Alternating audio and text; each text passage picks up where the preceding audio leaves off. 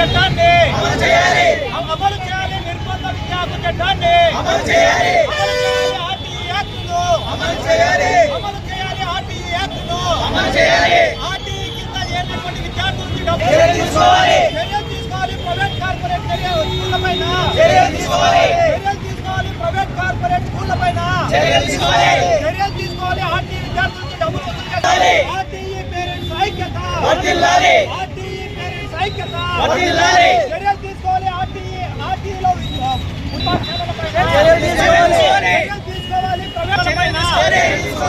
ఉచితంగా విద్య చెప్పమంటే